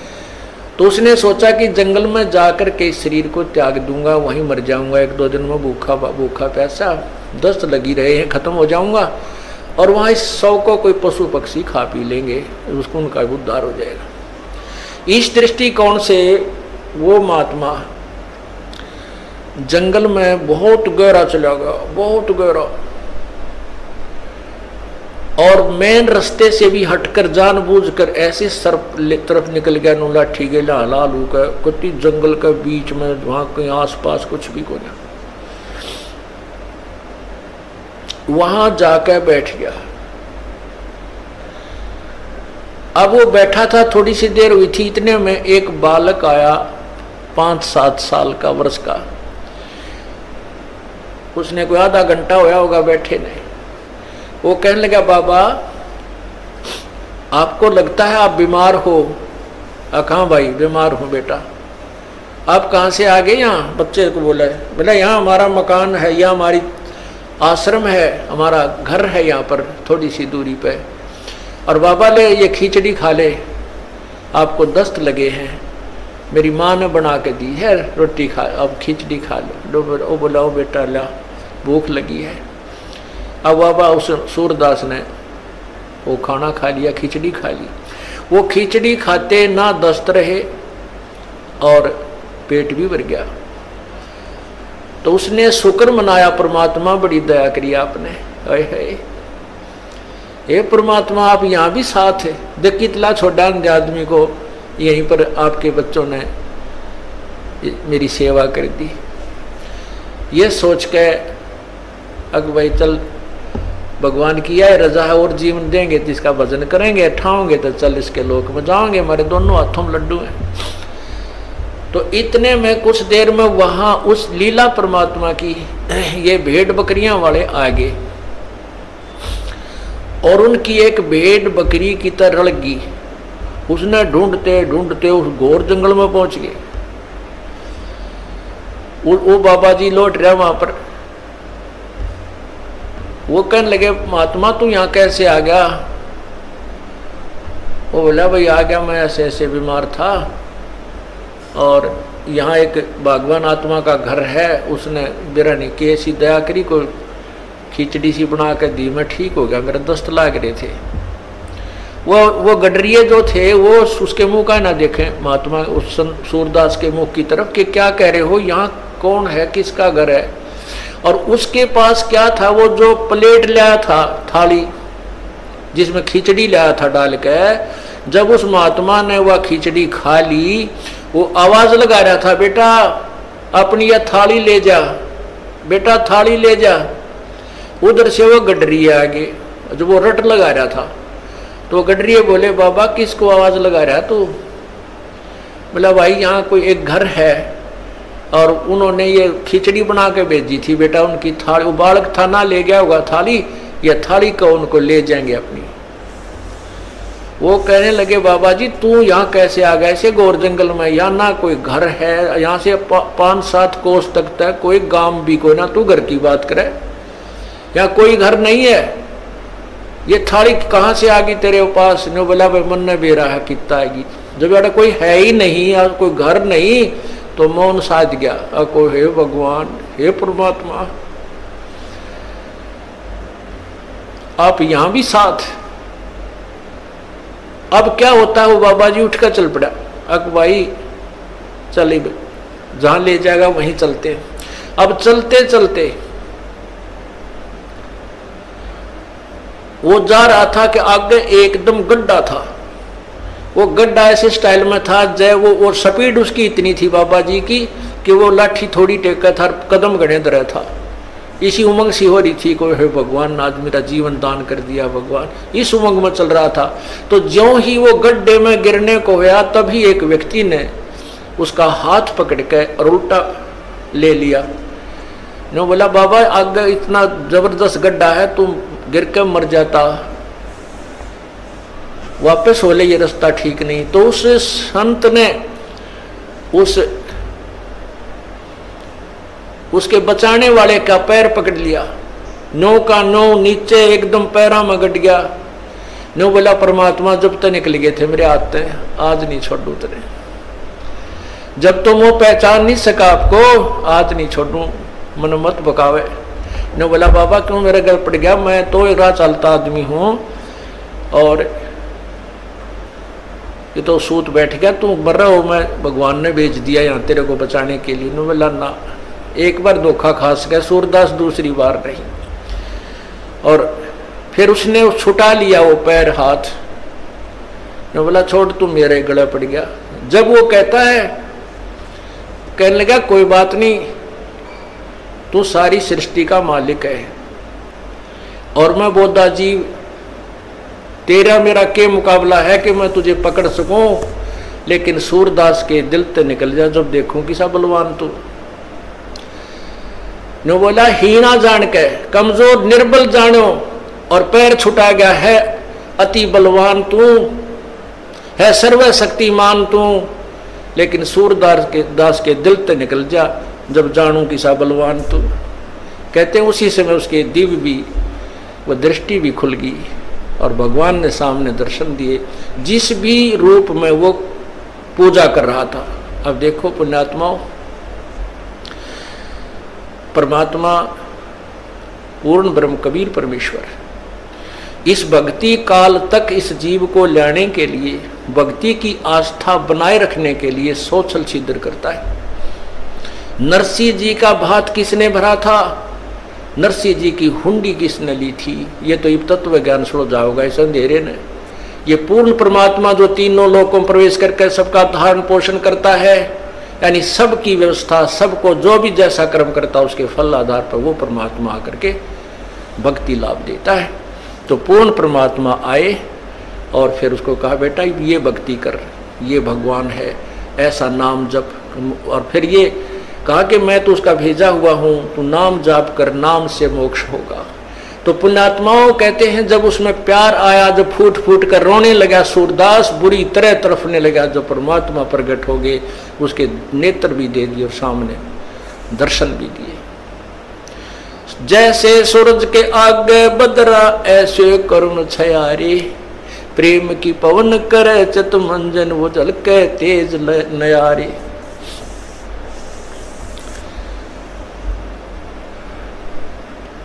कहते हैं बिना प्रेम पावे नहीं चे करोड़ समाधि ला। और इस प्यार को जागृत करने के लिए, इस प्यार को आप परमात्मा के प्रति बढ़ाने के लिए आपका जो ट्रीटमेंट चल रहा है, ये सारा जो उपचार है परमात्मा में प्यार बढ़ाने का।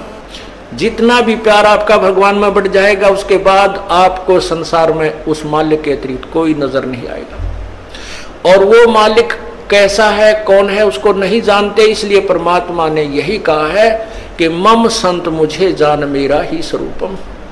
मेरे संत को मेरा ही रूप मान लेना, मैं मुझे ही मान लेना। जैसे गुरु भगवान नहीं है, गुरु तो भगवान को मिलाने का, प्राप्त करवाने का एक मीडिया है, लेकिन वो पूर्ण परमात्मा का कृपा पात्र है।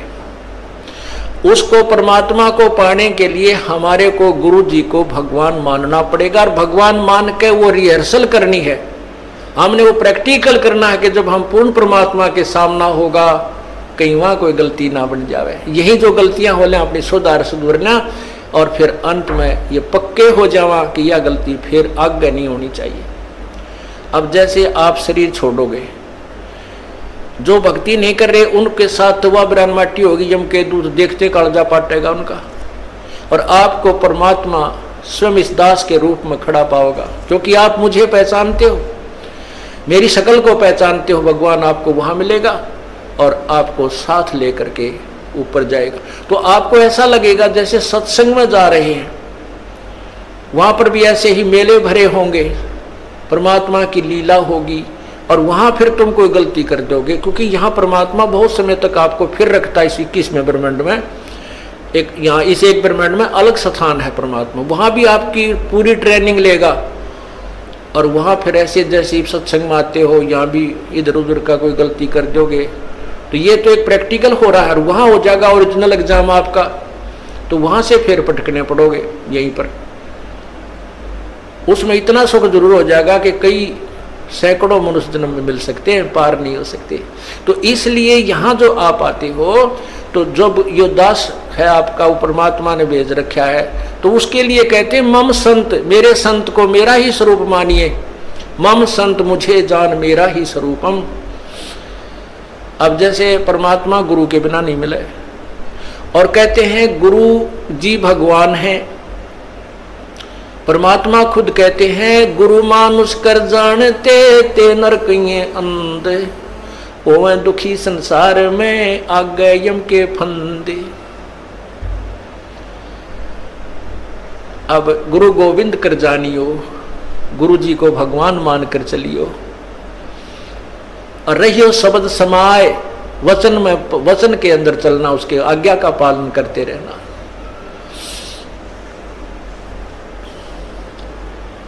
गुरु की आज्ञा आवही, गुरु की आज्ञा जाव, कह कबीर सो संत है आवागमन नसाए। तो यहां हमने जैसे एक मैथमेटिक्स के अंदर गणित में एक प्रश्न आता है ब्याज का, तो उसमें मूलधन निकालना होता है, और मूलधन निकालने के लिए पहले हमने दर कैलकुलेट करनी पड़ती है। तो उसमें मूलधन मानना पड़ता है 100 रुपये। हालांकि वो 100 रुपये मूलधन नहीं है, लेकिन वो मान्य पार पड़ेगी। वो करोड़ों की अमाउंट का जो मूलधन, वास्तविक जो धन है हमारा, वो 100 रुपये मूलधन मान कर ही हम उसको प्राप्त कर सकते हैं, और कोई तरीका नहीं।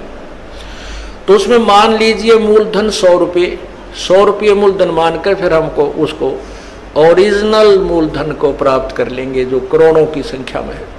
तो वो परमात्मा को पाने के लिए गुरुजी उस परमात्मा जैसे परमात्मा नहीं है, लेकिन आपने परमात्मा मानना पड़ेगा ताकि आपकी रिहर्सल ठीक चले जा, ताकि आप ये सोचो कि जब भगवान के सामने हम जाएंगे, जिसके इतने गुण सुनते हैं, और उस परमात्मा से हम मिलना चाहते हैं, वह हमारा कैसा शिष्टाचार हो, कैसा बोलना चालना हो, कैसा व्यवहार हो, कैसा उमंग हो। अगरीब करीब कबीर साहब आपके सामने आ जाए, आपने इतना गुण सुन रखा है, तो एक दूसरे के ऊपर का पड़ के उनके चरणों ने छुआ है, और मतलब नु सोचा जानो मेरी बारी कब आवे। ऐसा शिष्टाचार नहीं, एक दूसरे के ऊपर नहीं गिरना, मतलब एक दूसरे से आगे पहुंचने की होड़ लगे, और नहीं तो दूर से नोडी ठाठा के देखें, वह खड़े भगवान, वह खड़े भगवान।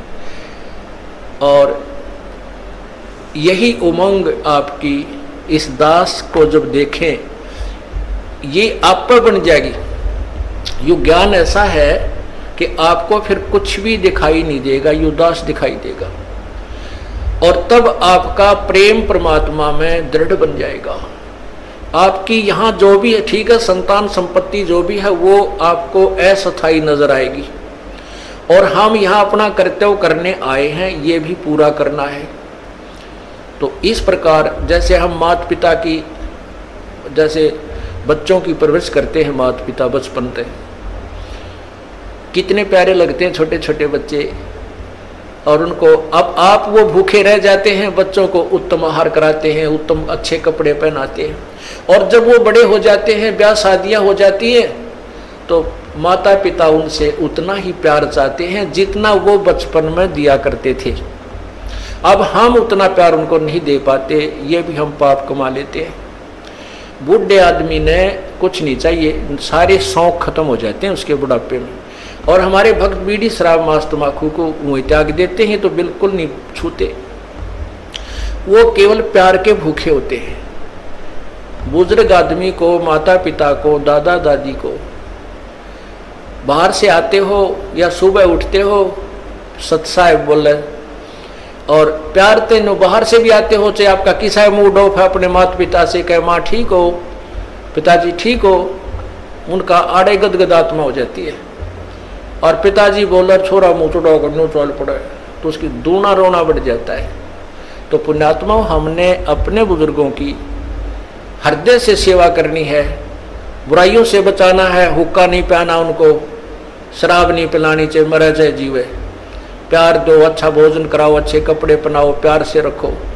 तो इसी प्रकार हमने हर कर्तव्य को पूरा करते हुए हम तभी हंस बनेंगे, तभी हम संत बनेंगे, भक्त बनेंगे, जब हम हर प्राणी के प्रति उतना ही प्यार रखेंगे। और वो प्यार सबके एक से द्वेष बनाए रखें घर में, तो प्यार कैसे रहेगा, भगवान में भी ना रहे वो। तो इसलिए हमने धीरे धीरे सब में नॉर्मल प्यार बढ़ाना है, और विशेष प्यार परमात्मा में रखना है। जो पति भरता पति से राती, आन पुरुष नहीं भावे, बसे पी हर में सुरत प्रीतम में, ऐसे ध्यान लगावे। जैसे लड़की अपने घर चली जाती है शादी के उपरांत, तो उसका विशेष लगाव अपने पति में हो जाता है, बहुत लगाव हो जाता है, और वो एक पल भी उसे नहीं भूल पाती है, लेकिन किसी को शो भी नहीं करती है, माता पिता को भी प्यार देती है, भाई बहन को भी, और अपना काम भी करती रहती है। लेकिन जो विशेष कसक उसके अपने पति में होती है, पति भरता स्त्री की, कहते हैं ऐसे ही हम यहाँ इस संसार में रहेंगे, अपने परिवार में, ये हमारा मायका समझो, और हमने ससुराल चलना है अपने पति परमात्मा कबीर परमेश्वर को ऐसे पल पल में याद रखना है। जो पति भरता पति से राती, आन पुरुष नहीं भावे, बस पी हर में सुरत प्रीतम में नो कोई ध्यान लगावे। वो क्योंकि यहाँ हम खेचातानी नहीं रखेंगे, यहाँ भी प्यार, इनके लेवल का प्यार, यहाँ भाई के लेवल का, बाण के लेवल का, जेठ के लेवल का, जेठानी के लेवल का, ये भी इनको श्रद्धा सत्कार देना है। लेकिन विशेष कर से अपने परमात्मा में रहनी चाहिए, वो विशेष प्यार वो हमें आगे ले चलेगा। और यहाँ हम आपस में लड़ाई झगड़ा रखेंगे तो भी भगवान को पसंद नहीं। जैसे एक लड़की अपने एक सह परिवार में रहती है, जेठ भी है, जेठानी भी है, देवर है, देवरानी है, ननंद है, सास है, ससुर है, पितश्रे है, तो इस तरह हम फिर वो लड़की इतनी शिष्टाचार में रहनी चाहिए। अपने पति से तो प्यार है ही है, वो तो बिल्कुल उसमें को नो डाउट, क्योंकि उसका और उसका आजीवन का संबंध है। और लेकिन अन्य परिवार के सदस्यों से भी उसने मनमुटाव नहीं रखना चाहिए। जैसे जिसका सत्कार जो ड्यू करता है, उनको डिजर्व करता है, अवश्य देना चाहिए, नहीं तो वह पतिव्रता नहीं कलियारी हो जाएगी। फिर अगर वो प्यार नहीं देगी, वो शिष्टाचार नहीं रखेगी, आदर सत्कार प्रेम से नहीं बोलेगी, तो घर में आग लग जाएगी, तो ना भक्ति बने ना कोई और बने। तो इस प्रकार हमने हर दृष्टिकोण से अपने जीवन को नरक ना बना करके यहाँ का स्वर्ग तो हमने घर बना लेना चाहिए, और सतलोक में अपने चल पड़ेंगे, वहां जाकर सुख सारा मिल ही जाएगा।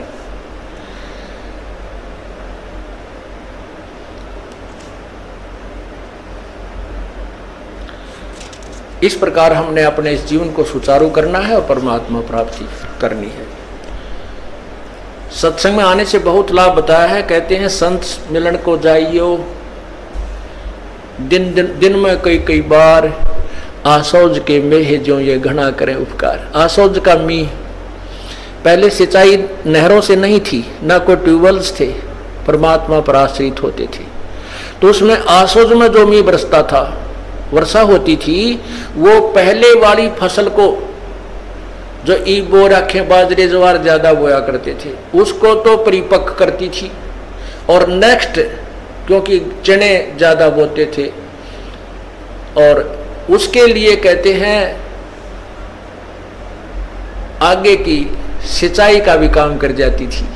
तो अब जो पुरानी फसल यानी पुरानी आल, पुराना जो आपके अंदर भक्ति संस्कार थे, अब ये सत्संग, संत का जो सत्संग है, उस पुराने जो सत्संग जीवन को तो आपको परिपक्व कराएगा, सुचारू रखेगा, इसमें कोई आपत्तियां आनी है उनमें भी टालेगा, ये परमात्मा का नाम, और आगे के लिए भविष्य की तैयारी करवाओगा। इसलिए कहते हैं संत मिलन को जाइयो, दिन में कई बार, आसौज के मेह जो ये घना करे उपकार।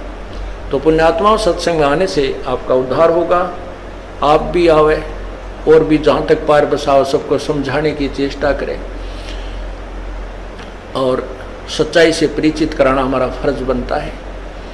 हम किसी के मित्र हैं और उस मित्र को इस मार्ग पर नहीं ला सकते हैं, तो उस मित्र से मित्रता मत रखिए। वो मित्र तेरी जान का झाड़ बन जाएगा और आपको ले डूबेगा। ऐसे बहुत से भक्त हमें मिले, फिर वो आखिर में उन्होंने ये बात स्वीकार करनी पड़ी, या तो वो मित्र ही भक्त बन गया ना, नहीं, वो मित्रता नहीं रही, औपचारिकता रहेगी, हृदय से मित्रता नहीं रही। अब मित्र तो हमारा एक ही है, कबीर परमात्मा। अगर हम उससे मित्रता करेंगे, तुमेव बंधु च सखा तुमेव, तुमेव माता च पिता तुमेव, तुमेव बंधु च सखा तुमेव, तुमेव विद्या च दृढ़ तुमेव, तुमेव सर्व मम देव देव। तू ही सखा यानी मित्र है, बंधु हमारा भाई बंध, वास्तव में परमात्मा ही हमारे सब नातों में फिट है, बाकी यहाँ के नाते वो अपने स्थान पर। इसलिए परमात्मा की भक्ति करो और सच्चे लगन से और ज़्यादा से ज़्यादा परमात्मा के चरणों में आया करो। ये 3 दिन की जमानत तो करवाए लिया करो काल पे, परमात्मा पे, और 3 दिन आकर भगवान का ये गुणगान सुन जाया करो। तो किरा क्या जन्मा का घाटा है जिसमें हम जुड़े हुए हैं। अर्ज करा करो भगवान हमें समय दे, हम जा सकें अपने परमात्मा की महिमा सुनने के लिए। रोया करो कभी उनके चरणों में पड़ के वहीं पर। तो वो जमानत लेगा तभी आन देंगे आपको, ना काल नहीं छोड़ा। तो अब इसका टेम जोड़ रहा है, फिर तेली का बैल बना देगा, गधा बना देगा, फिर वहाँ नहीं छूटना। तो अब हम प्रयत्न कर सकते हैं, अब हम छूट सकते हैं। परमात्मा का सहारा है, हमारे पास ज्ञान है और फिर सच्चा नाम है। आप पूरा प्रयत्न करें। बोलो सतगुरुदेव की जय।